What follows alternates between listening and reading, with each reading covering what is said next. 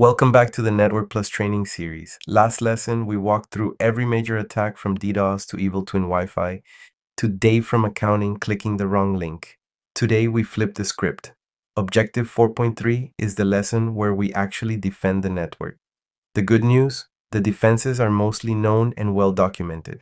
The bad news, most of them aren't deployed. Let's fix that. Today, we're covering device hardening, network access control, ACLs, content and URL filtering, trust zones, and the DMZ, encryption and key management. By the end of this lesson, you'll have the full defensive toolkit and a sense of why most networks still get owned despite having access to all of it. Let's start with the boring one. Boring is good. Device hardening. The single highest ROI action in network security is also the most boring. Disable services you don't use. Disable ports you don't use. Change the default password. Yes, even the one on the UPS, even the one on the printer, even the one on the IP camera in the lobby that everyone forgot about. The 2024 audit at every shop I've ever consulted at started with the same finding. Default credentials on something, a switch, a security camera, a storage array. Once an attacker gets a foothold on one default credential device, they pivot through your network using whatever they can find. The hardening checklist is short and brutal. Disable unused services and protocols, Telnet, SNMP version 1, FTP, TFTP, and anything else you're not actively using.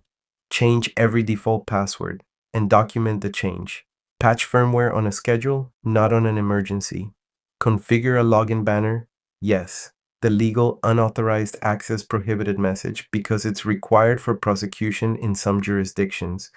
And finally, disable the auto configuration features attackers love. DTP on switches, PAGP, anything that negotiates trust without asking you. Now let's get into the access control side. Port security is a switch feature that limits which MAC addresses are allowed on a given port.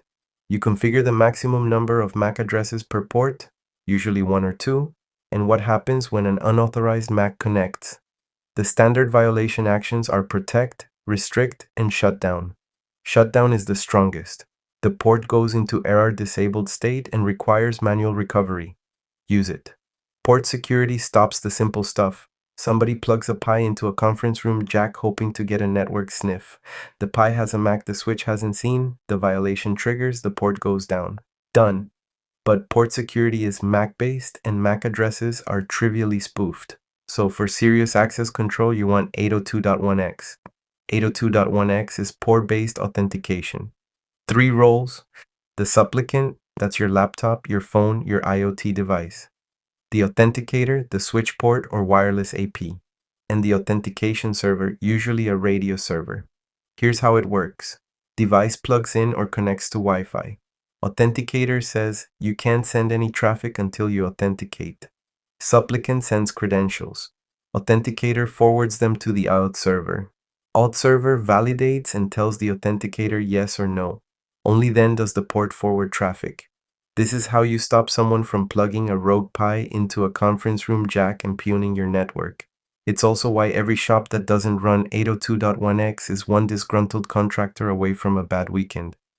802.1x is great, but what if you want to verify the device is actually safe to connect, patched, antivirus running, configuration compliant, before you let it in? That's network access control. NAC. NAC extends 802.1x with a posture check. When the device connects, the NAC system queries it for compliance signals. Patches up to date, antivirus running, disk encrypted, corporate managed. If the device passes, it gets the trusted VLAN. If it fails, it gets a remediation VLAN. Limited internet access, just enough to download patches, maybe the antivirus signature update server.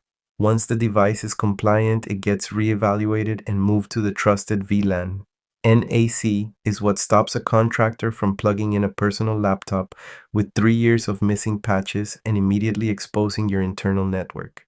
Quick note on MAC filtering. MAC filtering, sometimes called MAC address allo listing, is configuring an AP or switch to only accept connections from specific MAC addresses.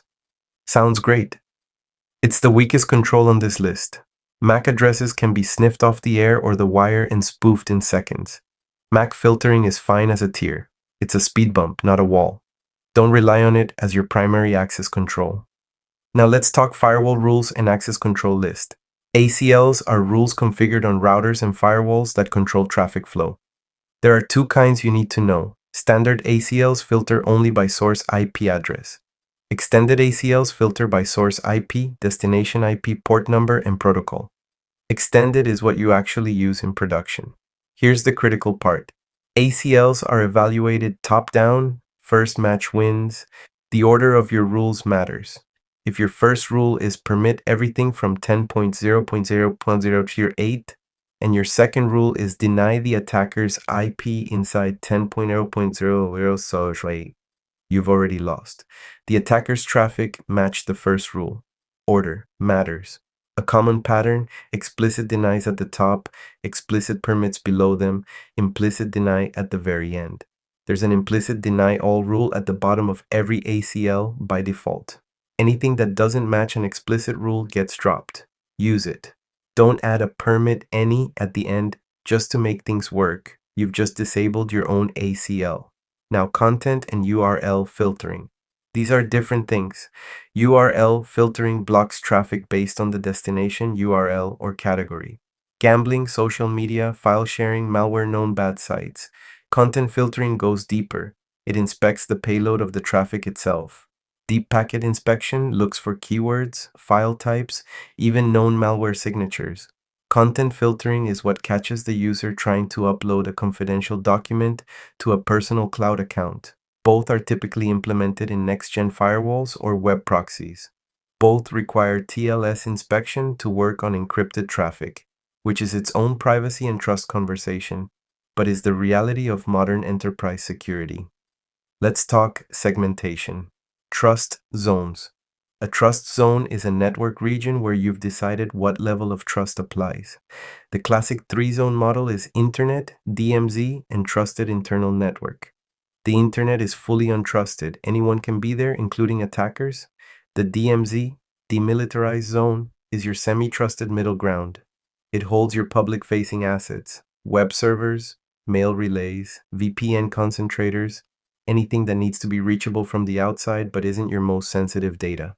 The Trusted Internal Network is your sensitive backend, databases, HR systems, finance applications, source code repos. Firewalls between zones enforce what can talk to what. Internet can talk to the DMZ. The DMZ can talk back to the Internet. The trusted zone can initiate connections to either, but the Internet absolutely cannot initiate connections directly into trusted.